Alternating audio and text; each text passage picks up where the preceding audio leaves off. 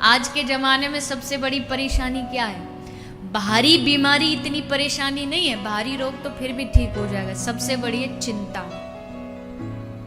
दिख रहा है कि सेठ जी ऑफिस में एक कुर्सी पे आंख बंद करके बैठे, दिख रहा है शांत है बाहर से, लेकिन भीतर सेठ जी से पूछो, भीतर का जो चित्त है वो चारों तरफ भागे घूम रहा है। वहां लॉस हो गया, ये हो गया, धंधे में बढ़ाऊं कैसे, अरे अब तो लॉकडाउन लग गया, अब क्या करूंगा, हाय हाय। इस लॉकडाउन में इतने लोग बीमारी से नहीं मरे जितनी चिंताओं से मरे, रोग से नहीं मरे, चिंता, अरे अब क्या होगा, अब कैसे होगा।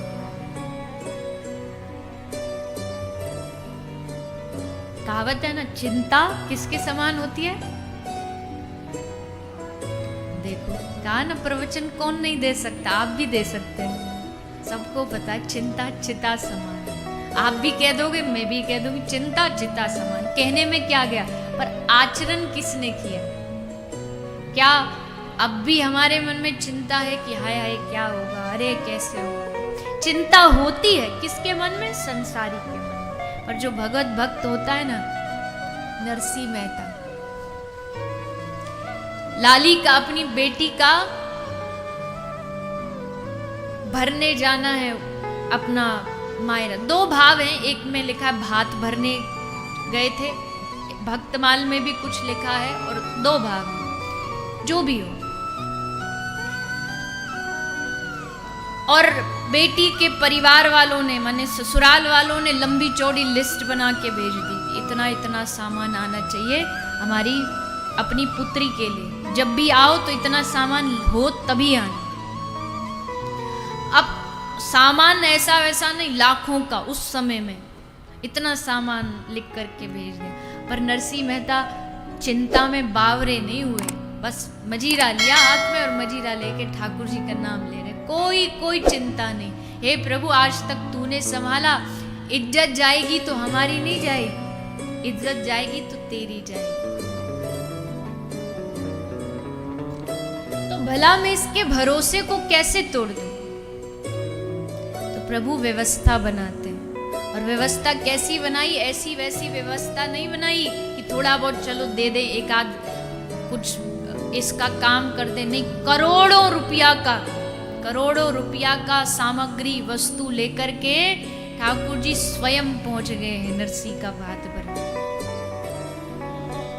अगर नरसिंह चिंता करता तो क्या ठाकुर जी जाते? कि चलो, भगवान क्या सोचते हैं, देखो, एक छोटा सा कोई बालक हो, कोई 6 महीना साल भर का कोई बालक हो, 2 साल का कोई बालक हो, और वो गंदे वस्त्र पहन रखा, उसने गंदे कपड़े, तो पड़ोसी उसके गंदे वस्त्र देख के, उसका गंदा मुंह देख के क्या कहते हैं? अरे कैसी है इसकी मैया, इसको साफ नहीं रख सकती, अच्छे वस्त्र नहीं पहना सकती, थोड़ा ध्यान नहीं रख सकती। क्यों? क्योंकि अभी वो बालक माँ के शरणागत है। पर जब वही बालक 20 साल का 22 साल का हो जाए, फिर गंदे कपड़े पहने, तो फिर क्या उसकी मैया को दोष देंगे? एक 22 साल का बालक कल गंदे कपड़े पहनेगा तो लोग ये नहीं करेंगे कि इसकी माँ इसको संभालती नहीं, लेकिन अरे इसमें बुद्धि नहीं है क्या, कैसे वस्त्र पहन रखे? क्यों? क्योंकि अब वो बड़ा हो गया, अब वो शरणागत नहीं है। शरणागति में यही लाभ होता है, शरणागति में सबसे बड़ा लाभ ये, अच्छे हैं या बुरे हैं, भक्त हैं या अभक्त हैं, लेकिन हैं तुम्हारे, गंदे बुरे जैसे हैं आपको संभालना पड़ेगा। यह है शरणागति। वहां चिंता खत्म हो जाती है। जिस चिंता से हम दिन रात जलते हैं ना, जो भीतर हमें जलाती रहती है, वो चिंता मिट जाती है। कब? जब हरि शरण में जाते हैं। इसलिए चिंता करे सो मिले बीमारी। मानसिक रोग बढ़ जाएंगे, शरीर के रोग बढ़ जाएंगे, बीपी भी बढ़ता है तो डॉक्टर कहते चिंता कम किया करो, शुगर बढ़ती है तो कहते चिंता कम किया करो। चिंता करे सो मिले बीमारी, पर चिंतन करे सो मिले बिहारी। अब चॉइस इज योर्स। अब आपको चुनना है कि आपको बीमारी चाहिए या बिहारी चाहिए। क्या चाहिए? वाह। और अभी देखना, अभी अभी थोड़ी सी भी कथा 5:30 से लेट हो जाए ना तो चिंता चालू हो जाएगी। हाय हाय, घर में कौन रोटी बनाएगा, है किसी का पशुधन होता, पशु घर में बना तो अरे समय हो गया इसका उसका। पर चलिए कोई नहीं, इतना समय भी अगर आप भाव से चित्त से सत्संग को दे देंगे तो सत्संग से लाभ ही लाभ होगा। धीरे धीरे का ना परिवर्तन धीरे धीरे होता है। अभी चिंता हो रही, धीरे धीरे समय आएगा ठाकुर जी उस चिंता का भी हरण कर लेंगे और फिर एकदम एकदम आनंद में जीवन। आनंद में जीवन किसका? जिसको कोई चिंता नहीं, उसका जीवन आनंद में है। जिसको पास करोड़ों है उसका जीवन आनंद में नहीं है, इस गलत फहमी में मत रहना। आनंद में वो है जिसको किसी प्रकार की चिंता नहीं।